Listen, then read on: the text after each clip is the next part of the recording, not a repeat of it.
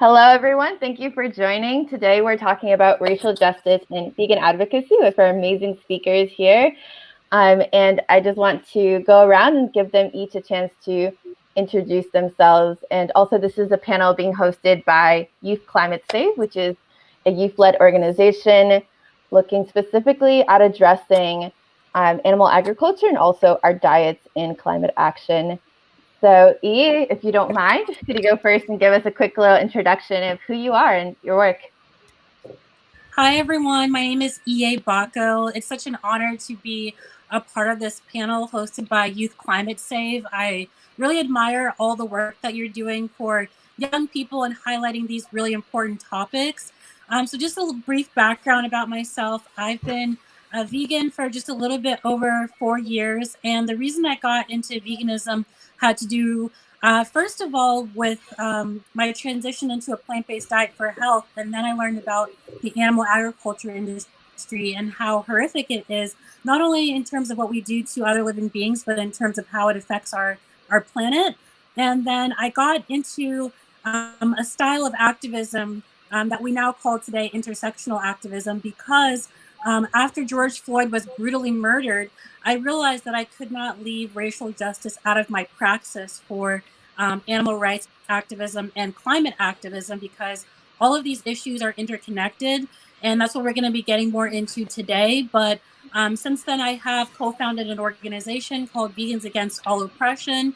And we talk about how all of these issues, not only just racial justice, but we talk about, other forms of oppression as well, homophobia, ableism, sexism, whatever type of oppression it is, and how all of these different issues intersect with how we're dealing with our climate and other living beings. So that's just a little brief background about myself.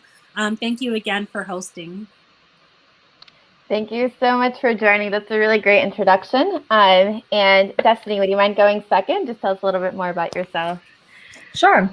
So, hey everyone, my name is Destiny de Jesus. I am originally from the Bronx, New York. I'm currently residing in Las Vegas. I've been vegan for over 3 years now, and I run a brand called Eat Your Destiny, where I focus on teaching people about food accessibility, how to food shop on a budget. I talk a lot about like food justice and farm workers and things like that. To me, I think the most important thing when it comes to my personal veganism is teaching people that you have to use, you can use what you have around you, but then also putting out the message out there that not everybody can be vegan, and that's okay. I talk about a lot of other social justice issues, and I guess that's why I was asked to be here today to talk about this specific issue, because it's something that I'm very passionate about and I have advocated for a very long time. So again, I'm very excited to be here today with everybody. I love being on panels and meeting new people and learning. And I guess with that being said, I do want to ask for,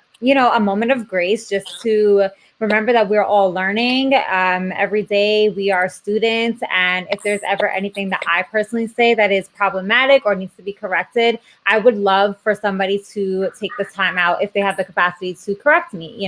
I think a lot of things, we're all learning. So this is a space that I am glad is a safe space and it feels comfortable. So thank you all for having me here today. I'm excited to have this conversation. Thank you so much for that important reminder, and also for accepting our invite to be here today. Exactly why you speak out on some of these issues, and so glad you're able to join us. Eloisa, do you mind introducing yourself? Sure. Hi, everyone. I'm Eloisa Trinidad. I'm so excited to be here because I love all of these folks that are on the panel. So thank you for tuning in. I am tuning in from Occupy Lenape land, otherwise known as New York City. My work really started, from childhood. I was raised by centennials, and from that moment on, I felt a really close connection to our fellow animals. My work focuses on an anti-colonial framework. And so from food justice to veganism, I really try to raise awareness of how colonization changed our relationship to each other and to our fellow animals and to the natural world within the last, 500 years. I'm co-founder of Vegan Activist Alliance, where we focus on animal liberation through a collective liberation framework. And I'm executive director here at Chili's on Wheels, New York, where we make veganism accessible to communities in need. Previously, I worked on The Economist Feeding the Future campaign, and there we focused on raising awareness on plant-based nutrition and reduction of food waste and plastic use as well. And now I am focusing on making plant-based foods accessible to students, working on federal policy. Perfect. Thank you so much. So much amazing work happening here. And next, I want to go into some of more of the discussion questions. And now feel free to jump in and add more to each other's points if you'd like to. But the first one's a bit of more of a personal question, which is more on like why you went vegan and what that means to you. So EA, would you mind getting us started again? Yes, definitely. So I'm originally from Nigeria, and I moved to the United States with my family when I was around 2 years old. So I actually didn't grow up eating my culture's native food. I grew up eating the standard American diet alongside with my family because we couldn't actually find our native foods in the small town in Ohio where we moved to. So I was eating, like all of the processed foods that you would typically expect. And then when my dad was diagnosed with multiple, health conditions, chronic health disease, including like liver cancer and, he had a stroke. Then I started taking my health seriously. And that wasn't until way into my adulthood when I watched a documentary called Forks Over Knives. And I learned about the connection between what we eat and our health outcomes. And I learned it, more in depth than what we're typically taught. Like, obviously, we're supposed to eat our fruits and our vegetables, but I never really knew the fact that it can help, slow down or even help, prevent you from contracting chronic diseases later in life. So when I started eating a plant-based diet, I started to feel a lot healthier. And I wanted to know why people were vegan because I hadn't really met many vegans in my life. So I actually researched on YouTube and came across this documentary called, it's not really a documentary, it's just a brief video clip called Dairy is Scary. And it shows the horrors of the dairy industry and specifically what they do to the cows, impregnating them multiple times and, separating them from their baby calves and stealing their milk to give to humans. And I knew that I could no longer participate in that anymore. So I decided that day to become vegan. And then I learned about the environmental aspects from watching the documentary Cowspiracy. And since then, what I've been doing is I've been actively involved in campaigning, whether that's going to protests, demonstrations, and using my social media account to raise awareness of how all of these things interconnect, how our diet impacts our health, and how what we eat also impacts the environment. So that's, in a nutshell, how I went vegan. Wow, thank you so much. Destiny, I'd love to hear some more about your journey and what that means to you as well. Yeah, so I went vegan about 3 years and some change. I initially went vegan to help clear my skin. I have always had like severe acne growing up and nothing like ever worked.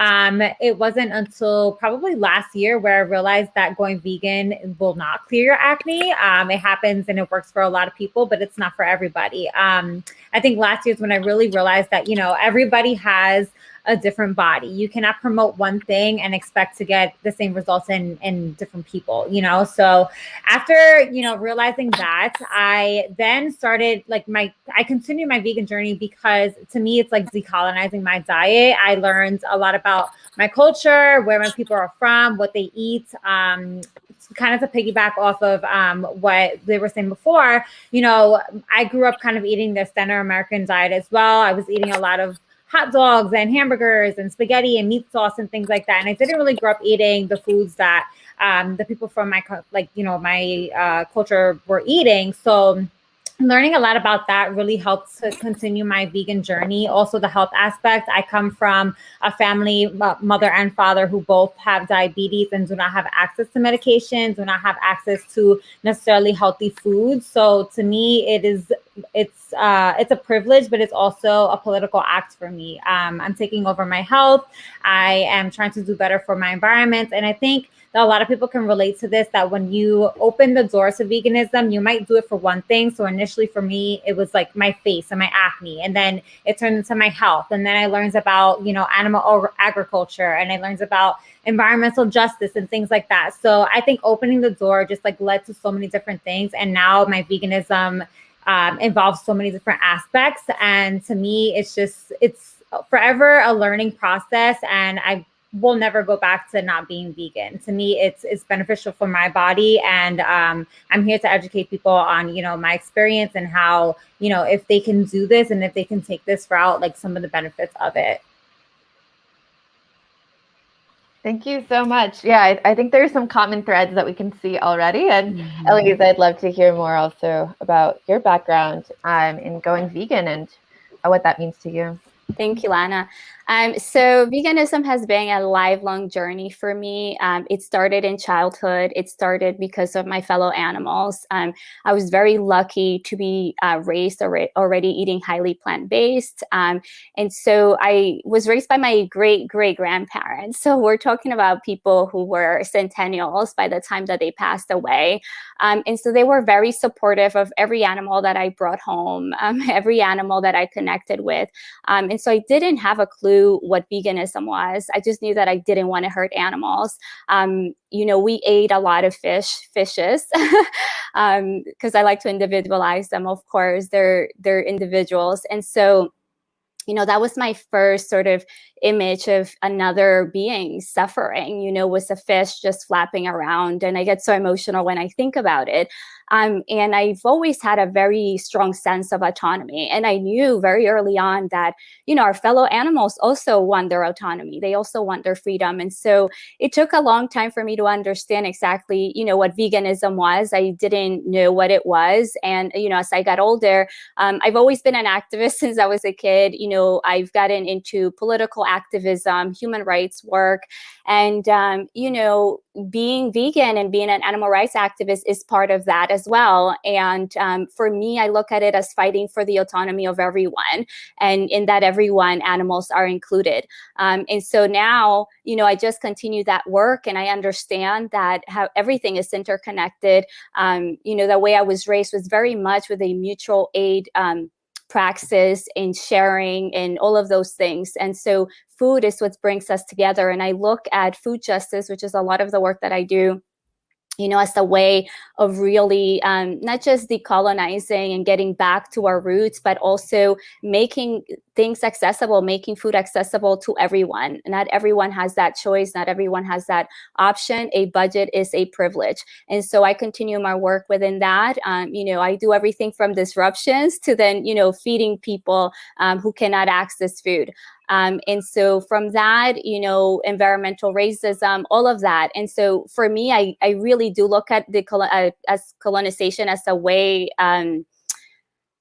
as the starting point of a lot of what has happened recently. I think that, there's a strong disconnection to our food system. There's a strong disconnect to our fellow animals. There's a strong disconnect to each other.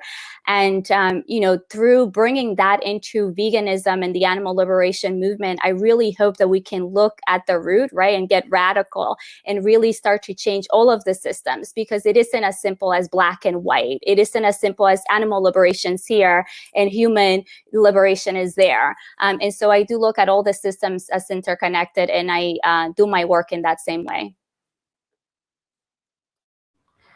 Yes, I think those are really great words. And I think you guys are all coming from different kinds of work and backgrounds too. And that's really helpful as we jump more into the discussion and less into the backgrounds and the personal. So thank you so much each for sharing. And I also want to ask more broadly on the topic that we're here discussing, right? Racial justice and vegan advocacy. How does racial justice fit into uplifting racial justice fit into veganism as, a movement, diet, lifestyle? How does that connection happen, and should it be made? So just starting more broadly there. And EA, if you could get us started.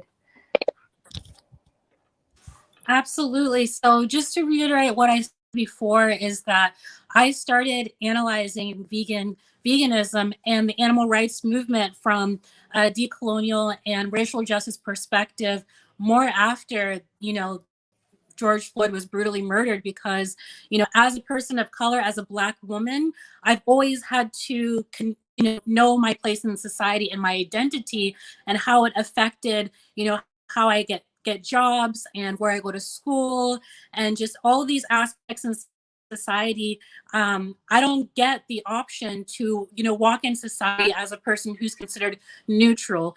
With the social caste system that was created, a long time ago by Europeans, and putting people in these different categories, white Europeans have made themselves the neutral race. Like, they are not racialized, and everybody else is put into a racial hierarchy group.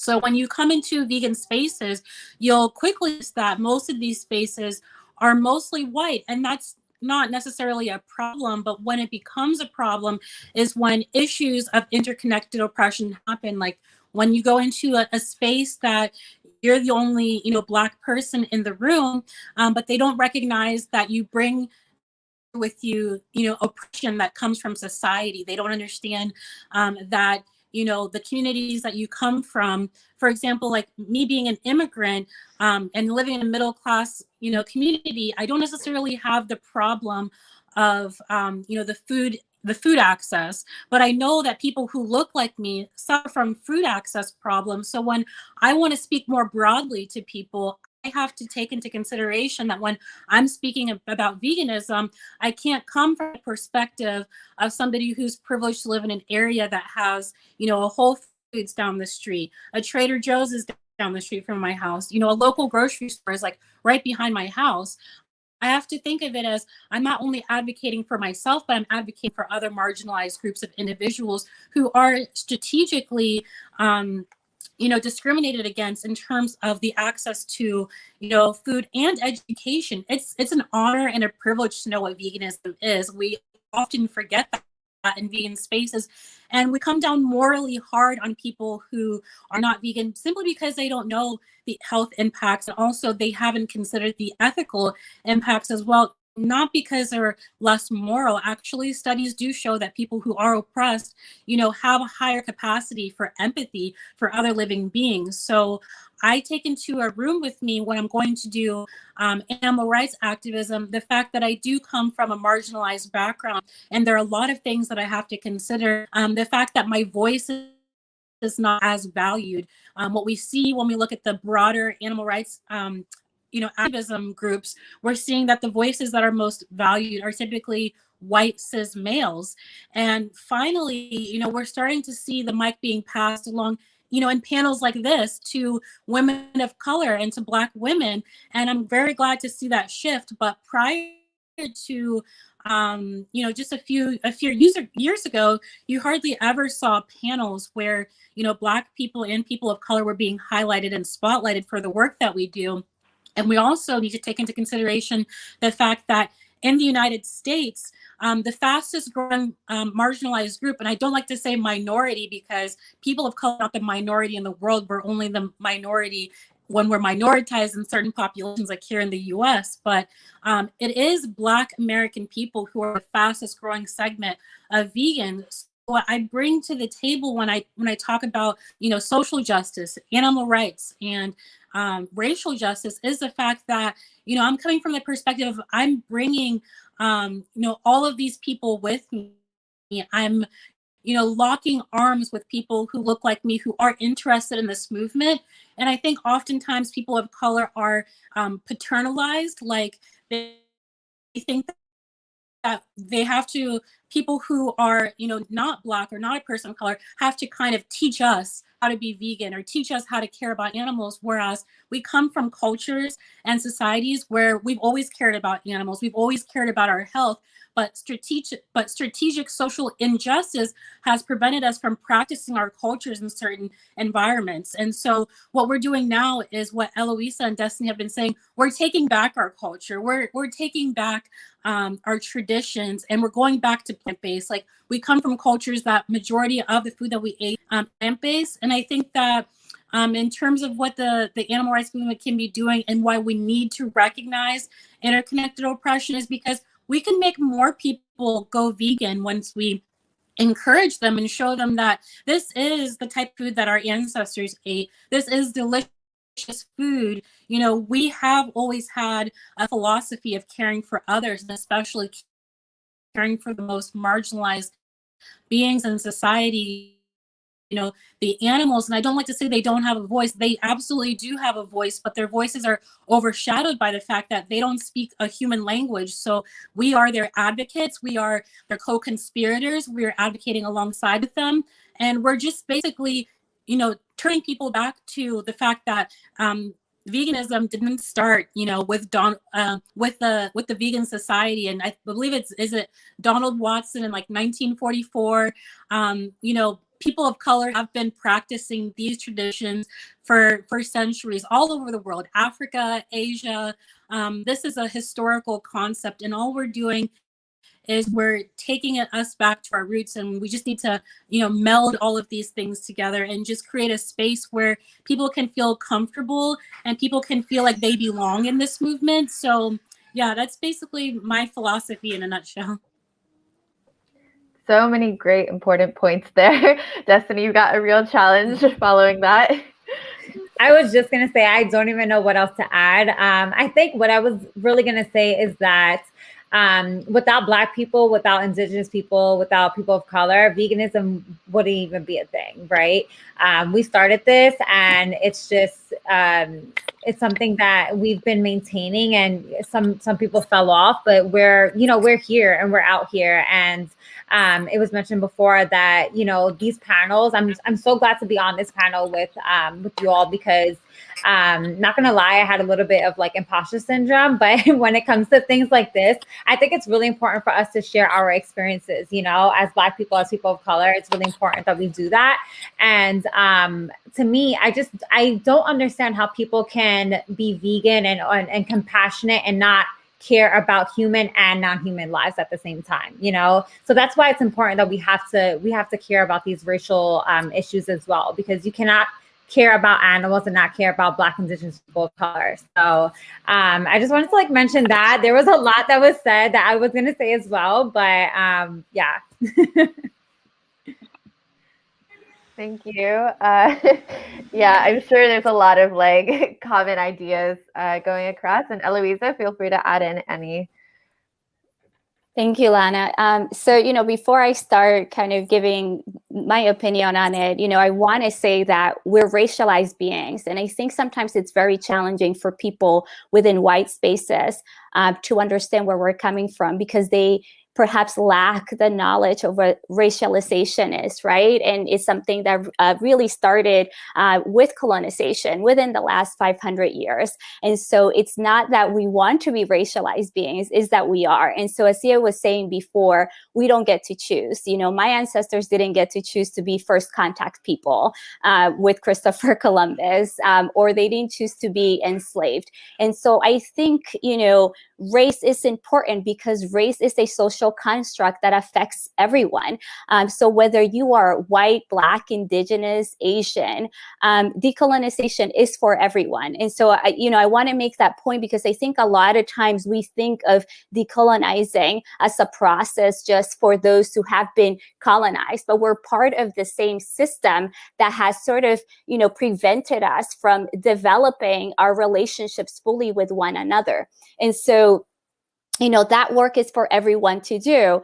And so, you know, from within the spaces, you know, veganism, as Sia said before, this did not start with anybody in Europe. You know, I'm of the belief that we're human beings. We have been here for millennia. And any time that we have had the opportunity to think and wonder how we treat others when our basic needs are met, right? So we're talking about housing and food and water, we do tend to think about others. And we have for very, very long thought about our fellow animals. So coining a term doesn't necessarily make you, the inventor of a movement. And so I think that's that's something to really think about, and think about the history of veganism, because I think if we actually took the time to do that, we would have a much united movement. And so the challenge within these a lot of these vegan spaces, tends to be, well, if you're focusing on human rights, then you're taking away from our fellow animals, right? Because there's a lack of perhaps understanding of the interconnectedness of all of us, of the world. When we look even at time, right, and we're talking about activists that do a lot versus who doesn't do a lot, who goes to undercover to save animals, racialization affects all of those points. And so a person who perhaps may be indigenous, may be Black, will be fearful to go into these spaces where perhaps they may be arrested or they may risk their life because of the fact that they have been racialized. And so it affects activism beyond activism. Then it affects the choices that people can make. Ye was talking about health quite a bit, and then when we look at health, and if we're not eating the proper nutrition, it affects our education because we cannot perform in school. It affects our thought process. And so you're looking at an entire chain of results based on the fact that someone is racialized, correct? And so I think sometimes it's a lot to process, but it's important for us to process, because in order for us to then come up with solutions, we have to understand the problem and the root of the problem. Vegan Activist Alliance was founded based on those same beliefs and those experiences. It's a result and a direct response to these spaces where they were not perhaps welcoming of trans folks. They were not welcoming of disabled folks. They were not welcoming perhaps of people of the global majority. As I say, we are the majority. We are minoritized. And it's really important to understand that, because when you're minoritized, you're not represented. And so that's where marginalization comes from. And so, the way that we do our work is we want to connect with everyone. We understand that we have to work on systemic change while raising awareness. We understand that there's so many systems that we must dismantle. And if racialization of folks stands in the way of liberation, we have to dismantle those systems as well. I mean, we look at animals, we do the same thing to them. It's the constant othering, and it's the constant, place of one another in the front, in the center. And so humans create these systems, and to think that those systems do not affect every part of what we do in every way that we move, it's intellectually disingenuous. And I think it's perhaps because we want to simplify things. We want to make things simpler because we want animal liberation. We want it to happen today. We want it to happen yesterday. And so we compartmentalize and we say, if we separate all of these things, it will be easier. But the truth is that those things are not separate. And so understanding racialization, how it affects activism, I think perhaps is a way for folks to really understand why collective liberation is important. Thank you. Thank you all for those points. And I think by now we've established pretty clearly that racialization impacts veganism, and also that racial justice and racialization should be addressed in the vegan movement. So the next question is, how can the vegan movement and also every person advocating for veganism do better on racial justice, given how important that is? Especially like non-Black people, how can we do better? So EA, I'll pass it to you first.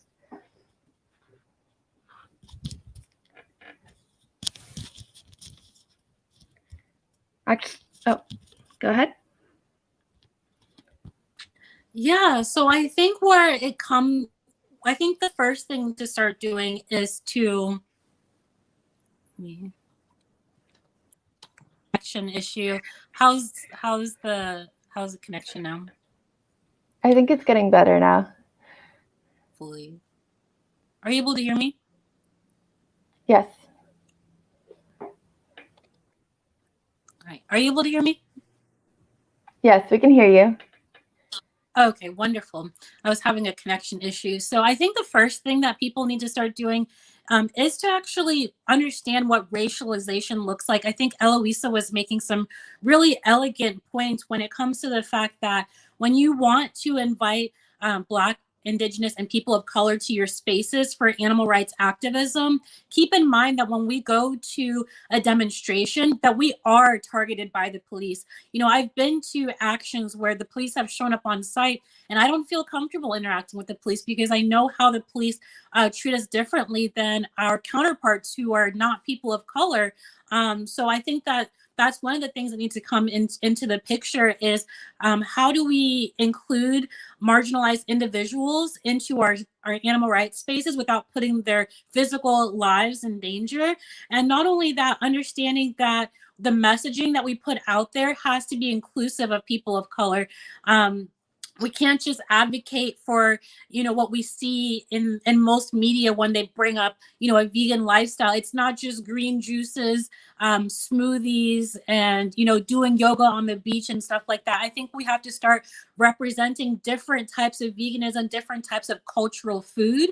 And another thing is that people who are not from, you know, ethnic cultures where they're making those dishes, that they're representing on, you know, YouTube and selling cookbooks and doing all this stuff. Like, white people who are engaging in ethnic cultures need to give credit to where credit is due, and not only just saying like, okay, this is an Asian, you know, inspired cuisine. Okay, it's Asian inspired. Like, what country? There's like 48 countries in Asia. Which country does it come from? Which, region does it come from? Talk about the ingredients. Like, really, you know, deep dive into the cuisine that you're sharing. If you're sharing, you know, cuisine that's not from your native culture, because we're seeing a lot of cultural appropriation going on in this movement. And it's not just like, oh, about looks and appearances, that people are, worried more about their feelings than the animals. You know, taking from other people's culture is harming them, because it makes it seem like, you know, white people have all the contributions to society, and the people who invented contributions, such as their cultural cuisine, like, they haven't done anything for society. And then at the end of the day, we're seeing, you know, anti-Asian hate crimes rise because there's no value for their lives. And the same thing has happened historically to Black and people of color. When you strip us away of our identities and, you know, don't represent, you know, the contributions that we've made, then it's more likely that we're being targets of violence, because our lives are devalued and people consider us as, you know, useless beings, when you're not giving, you know, credit to the contributions that we've made to society overall. And also, a lot of times in the animal rights spaces, you see Black and people of color being put on these lists. Okay, it's great, you know, top 10 vegans to follow. Awesome, fantastic. But, you know, are you a part of an organization that doesn't have any board member representation by one single marginalized individual? Is your board, you know, all full of white people? You know, who are your outreachers? Are your outreachers for your organization all white people? These are things to take into consideration. And if you're an organization that your leadership board is all white, but then you're saying, well, I don't know any Black or any other people of color, you know, for this organization. Are you mentoring people? Are you reaching out to the people who are on the ground, grassroots, already doing the work, and encouraging them to get involved? Because they're not going to go looking for you. You have to go looking for them. I think that there has to be that reciprocity in terms of this movement, and actually, you know, engaging physically, and finding people who are already doing the work, and also amplifying the voices of people who are doing the work. Because a lot of times you don't see people who are Black and vegan on social media as much as you do see, you know, white people on social media talking about veganism. And a lot of times that's because they're actually active in their communities. They're growing community gardens. They're, you know, like Eloisa, they're delivering food to people door to door on the ground. So they don't have time to be worried about their appearance on Instagram and things like that. But just understand that there are a lot of Black people, a lot of Indigenous people, a lot of people of color who have been engaged in this work for decades, and even longer than that are not spotlighted simply because they're not visible on social media platforms. But we can still talk about their work. We can still amplify their voices. We can still talk about the achievements that people of color have brought historically to this movement. We can do more than just putting people on lists and following them on social media, but we can have conversations about the rich, background of, like, for example, ITAL culture and cuisine that comes from Jamaica, and how they've always cared for animal rights and eaten plant-based cuisine. Like, these are conversations that we need to be having. We can't just think that, veganism and the vegan movement started in 1944. Let's actively start having conversations. Let's actively make our spaces safer for people of color. And I think that those are just like the basic action steps, in my opinion. So thank you so much for asking that great question. Thank you so much for providing so many great steps. And yeah, I definitely have seen so many of those lists where it's just like the one post is just like, these are the people to follow, and not a deeper conversation. So thank you for also speaking to that. Destiny, please go ahead.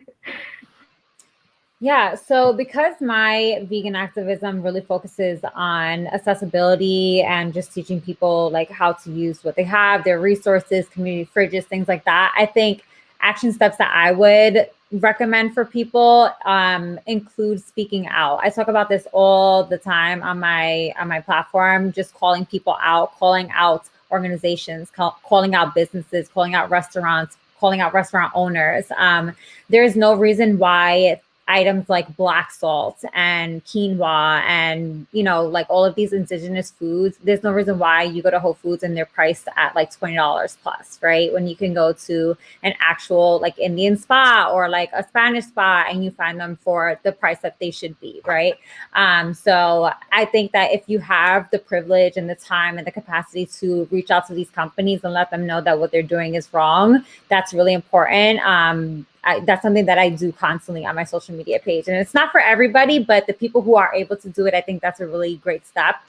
Something else that I do personally a lot, and I know that a lot of people have reached out to me saying that they've done it, is when you're in a space, predominantly like Black people, indigenous people, people of color in a community that is being gentrified, not everything that's vegan is good. So if there's a new vegan restaurant that's opening up that's white owned and they're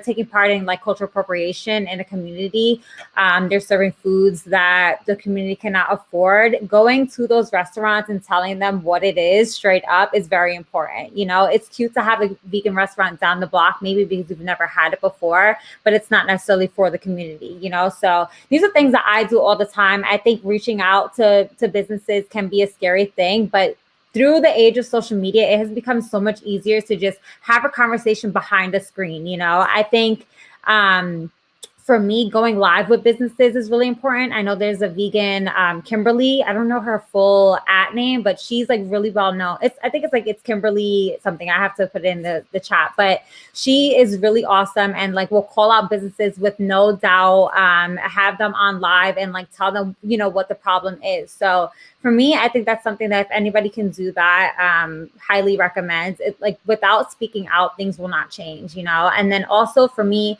I think the last thing that I talk about a lot is just farm workers, right? When it comes to veganism, talking about food is nice and talking about vegan restaurants opening is awesome as well. But if you're not talking about like where your food is coming from, the people who are growing your food, touching your food, bringing it to your supermarket, bringing it to your table, like if you're not talking about that and those lives as well, your veganism is not intersectional. So I think just, educating people on that point as well is really important, at least for me. Thank you so much. Those are really great added points. Eloisa, what can people do better on racial justice? So many great things have been said. I love you. You are also amazing.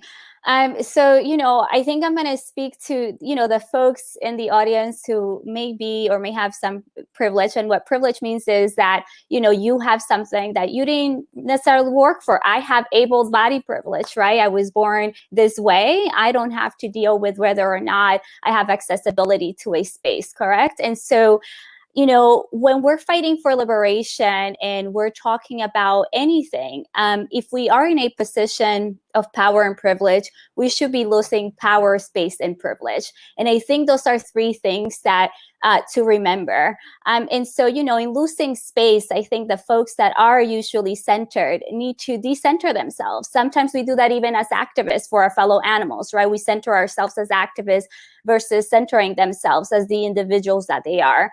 You know, I've had situations where perhaps there are, you know, community groups started for the purpose of being more inclusive. And what ends up happening is that the same folks continue to be centered, and the folks that are of the global majority are not. And so we have to really be more conscious and conscientious about how we make those choices. You know, wealth, distributing wealth is another important factor. So, you know, a lot of the organizations who perhaps focus on different types of activism, such as food justice, all through, you know, a vegan lens, they do not get the same amount of funding. So we're talking about amazing organizations like Food Empowerment Project that have been around for very, very long and have done such an amazing amount of work, not necessarily getting the funding because their activism looks different, because their activism includes farm workers, you know, organizations whose activism include slaughterhouse workers are also you know, dealing with the same issues. And so, you know, understanding, you know, as I said before, you know, not tokenizing folks. And so if you're making lists, you know, I want to see your organization have somebody in a position where actual decisions are made, right? Lists are fun, but they don't necessarily change the system. And also understanding that, you know, folks don't all have the same experience. So somebody in the comment section said, you know, police have been very helpful to their, you know, actions. They have been very helpful to me as well. But, you know, I'm a petite woman. I don't usually, you know, post a threat, although I've had issues with police during other types of activism. And so we have to remember that our personal experience, even as people of the global majority, whether indigenous or Afro descendants, does not speak for everybody else's interactions or, you know, fear or whatever they're going through. And I think that folks who are usually centered, who usually have the privilege, need to remember that we cannot speak for every person of our background. That's highly exhausting when we are continuously called upon to do this type of work, to answer for everyone. And so, you know, that's something to be mindful of as well. And so, in the continuation of like losing space, power, and privilege, understanding that these systems have been, you know, hijacked, have been changed, and they continue to be transformed, and not in a positive way. You know, we're talking about, you know, how does the food system affect what we do now? So we have people, I think quinoa was referenced before, where they actually cannot afford, indigenous people in the Andes region cannot afford quinoa because it has become a superfood. Plants are superfoods. There doesn't need to be any specific superfood. And so understanding how all these nuances that where we think, oh, I'm vegan, I just, you know, I'm cruelty free. Veganism is not cruelty-free. Veganism is less harmful. And so I think that's a really important point for us to really sit with, because people are growing our food, you know, they're harvesting our food. A lot of those times they cannot afford that food. And so obviously veganism extends beyond the food system and beyond nutrition. However, it's an important part of the exploitation and of this liberation work. And so, you know, food justice to me is very dear to my heart. You know, food unites us all. You know, I want animals to not be looked at as food, as I'm sure all of us do. And so understanding how those systems have been changed. You know, one great example is colonizers here not eating root vegetables because they thought that they were dirty, and that if they ate the root vegetables, they would turn into the savage indigenous folks that existed on this land. And so when we have detribalization of indigenous people, when you know, people who are looking to reconnect, and then, you know, a lot of what happens in the vegan movement is we have a lot of anti-indigeneity, and so, you know, we attack these people who perhaps could be, working with us to first, dismantle the system that is factory farming that is currently being exported across the world. And so while we're very happy that people are drinking oat milk here, it's not necessarily declining on a global scale. And so understanding that, we live in a community, and if that community has a ton of vegan restaurants and a lot of vegans, that's not necessarily the world. And the food system is large and vast. Exploitation of animals is global. It's a global idea, and we need to humble ourselves in understanding that racialized folks face those challenges. We are survivors, we're not victims. And so, I want to also say that, because I think when we have a lot of these panels and conversations, there tends to be some belief, in some part of the audience that says, okay, well, here we go again with the victim mentality. We wouldn't be here if we thought of ourselves as victims. And so, back to the anti-indigeneity, before we can even address somebody fishing for, survival, right? And I'm not excusing exploitation of animals for any reason. We first at least may have to understand how to dismantle the systems that exploit 99% of animals. And so that's really important. Understanding the supply chains, who is affected in the supply chain, from the direct victims, who are our fellow animals, to the workers, and to the person who's waiting, let's say, to eat healthy food, who perhaps cannot afford that healthy food because quinoa perhaps is $15 and it's not, they're not able to afford it. So yeah, continuing to understand our own privilege, regardless of your background. You may be a person of the global majority, a person of color who is wealthy, and perhaps you have, economic privilege that others don't have. You may be a person of the global majority who perhaps is lighter skin, you have skin privilege, and so understanding where to place ourselves and how to move forward in centering others, right? Whether it's other people and whether it's our fellow animals. Thank you, Eloisa, for those perspectives, and also mentioning more to move forward, because that's exactly where I want to go next. EA has talked a little bit about how intersectional veganism has been rising and talked about more recently, especially following the murder of George Floyd last year. And that's what I kind of want to focus on next. If you have hope in intersectional veganism, bringing forward the fight against racial injustice alongside vegan issues moving forward and also spreading widely, or if you're thinking of a different move forward on these issues and kind of what you're seeing as the next steps. So EA, I'll pass it to you. Yes, I would say that I'm very optimistic of the rise of quote unquote intersectional veganism. I tend to shy away from that term and use more of what Eloisa talks about, which is collective liberation, because I believe that when Kimberly Crenshaw, who is the civil rights law professor who coined the term intersectionality, she had a specific framework in mind, and her ideas have kind of been co-opted and watered down and kind of like used and shifted for other purposes. But collective liberation really brilliantly illustrates the concept that we're going for, which is just the simple idea that no one is free until all of us are free, and that we need to dismantle the systems of oppression that impact all of us. And, Eloisa has stated many times is that regardless of who we are, we all have certain privileges, and we need to decenter ourselves, and we need to amplify the voices of people who have different experiences than we do.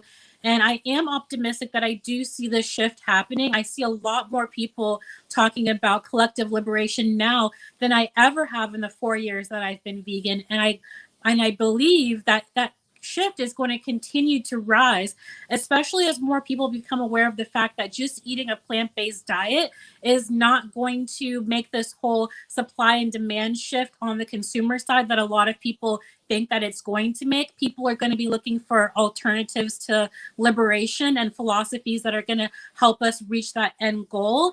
And they're going to quickly find out that the best way to do this is to bring people together from different backgrounds and from different communities. And the way we do that is we advocate for people's rights as well as animal rights at the same time, because when we're caring about the slaughterhouse workers, when we're caring about farm workers, when we're caring about, disabled people, trans people, and people from all sorts of different backgrounds, they're enticed to become vegan and to live out this lifestyle with us. So I think that if we want this movement to be, long-term and long-lasting and to grow beyond just a Western perspective, that I think people are going to want to make this shift to collective liberation with us. So just speaking for myself, I'm highly optimistic. Thank you so much. That's great to hear. And how about you, Destiny? Is there hope in what's being called intersectional veganism or collective liberation instead, or something else? Yeah, I mean, I'm hopeful for a lot of things on Earth, but I think definitely I do use intersectional veganism as personally, but I am hopeful that it will be a thing. I spoke about this before about social media and like how powerful it is. I think nowadays, if you do have the privilege to access social media and the internet, things like this panel right here, if you're here and you're listening to all of us speaking, like that in itself is amazing, right? Like that in itself will help you educate somebody else on these issues. So things like that, I've learned so much from not only like being on panels, but tuning into them, watching videos on Instagram, on YouTube. Like there's so much knowledge out there. I think it's just a matter of like finding your community online and just spreading the word. I know for me personally, I don't really create like graphics that have like all this information. I like to show people how I do my veganism and how I eat my breakfast, lunch, and dinner and things like that. So yeah, I think with social media and the internet, like there's just so much out there, and I think that it's just growing, like the movement is growing, more people are working together. We mentioned like lists before of like all these amazing like curators. Those are out there, but I definitely would recommend that people just like find their community of vegans or non-vegans even that are spreading this word. So I'm definitely hopeful. And I've seen like, especially like within the past year, a lot of people are being more receptive to veganism, and then also like the intersections that come with veganism. So yeah. So much hope going around. And yes, thank you to everyone who's tuning in on the different platforms that we're live on right now. It will be saved on our Facebook page and also our YouTube afterwards if anyone wants to share it out further after it's over as well. Eloisa, I'd love to hear if you're hopeful too. I am always hopeful. I think I'm such a positive person, sometimes to my detriment, right? I think that, we're all on a healing journey. I think we're all learning. And, for most of us, we're doing what we can with the knowledge we have, right? The hope is that we continue to expand our knowledge and use that knowledge for good.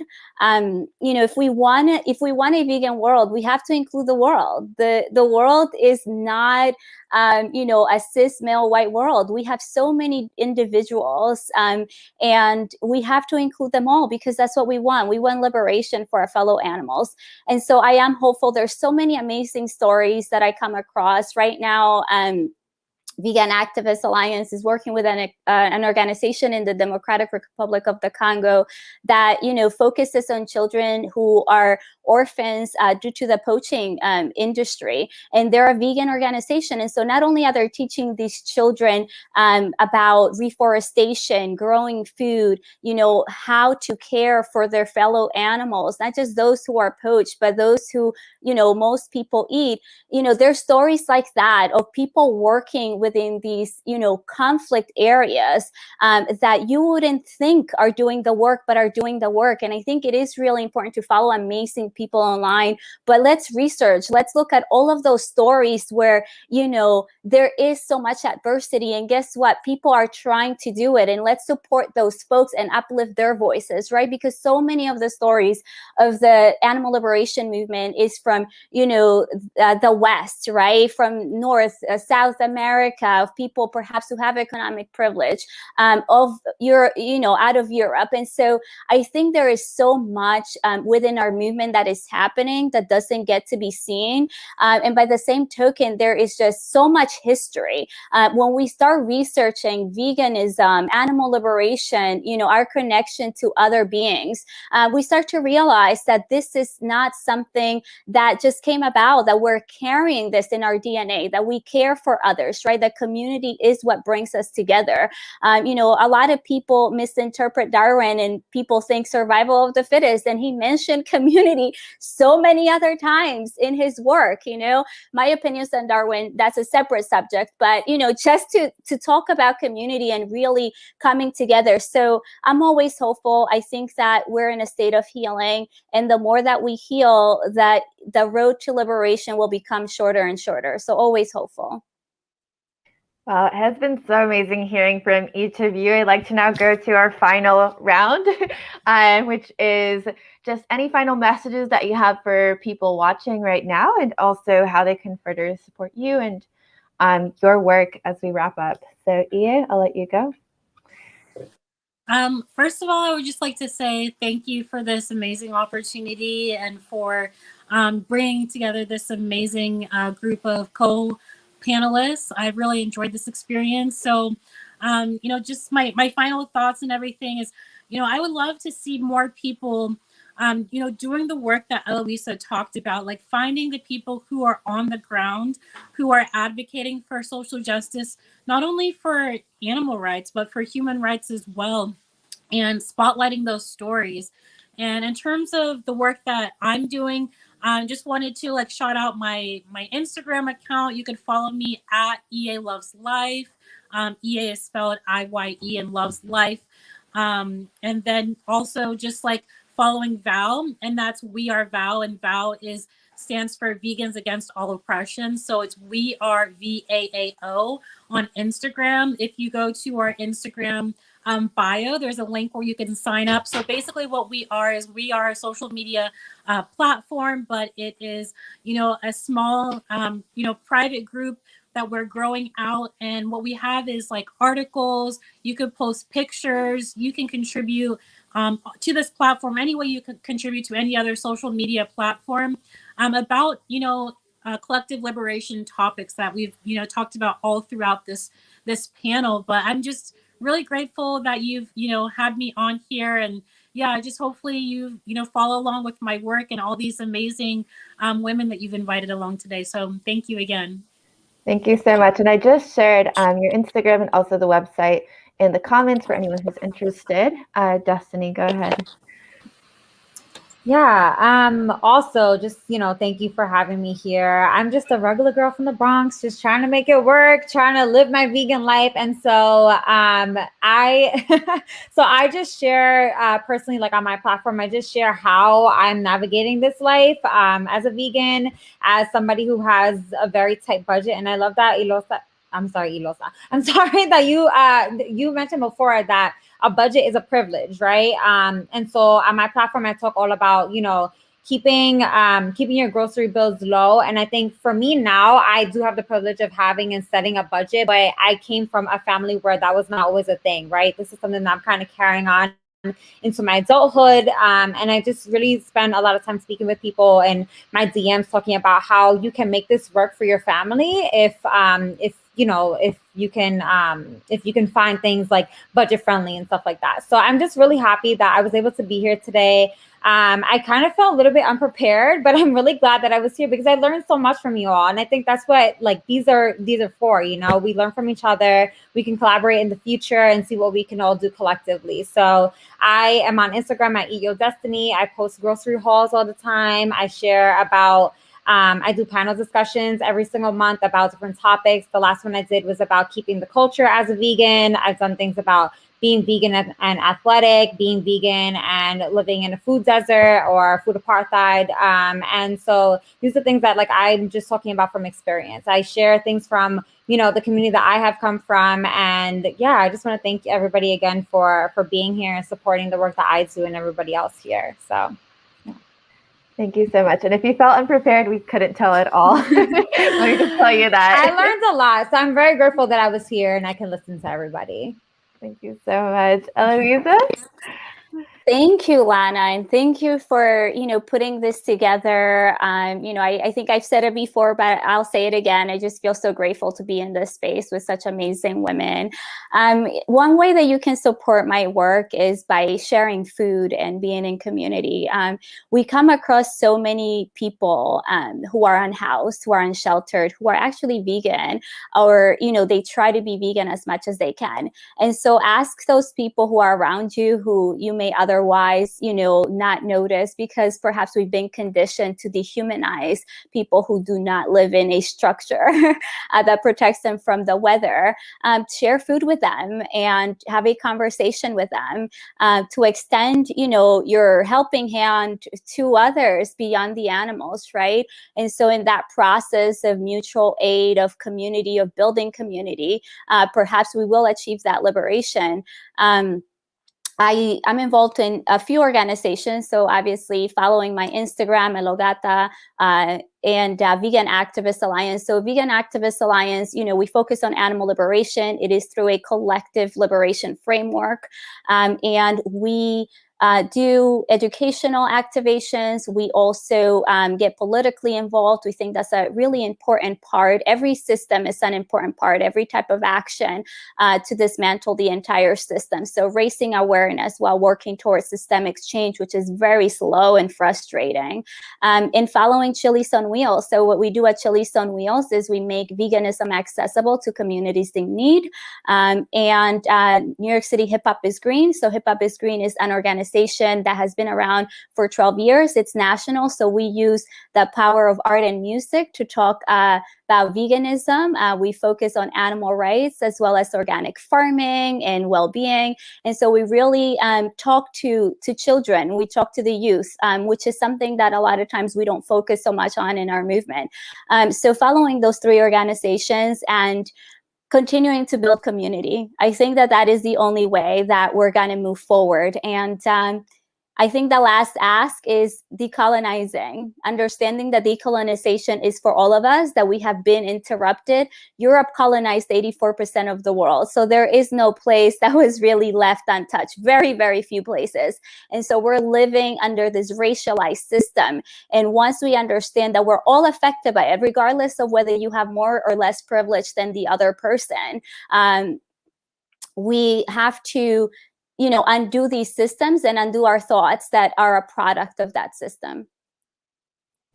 Thank you all so much. I'm just going to put up this final little banner with each of your handles so that anyone at the end can check that out as well. And I've also put a number of the links and other organizations in the comment. Thank you once again for joining me. It's been wonderful hearing from each of you. And thank you to everyone who tuned in as well. Thank you again, everyone. wonderful. Thank you, Anna. Thank you so much. And EA.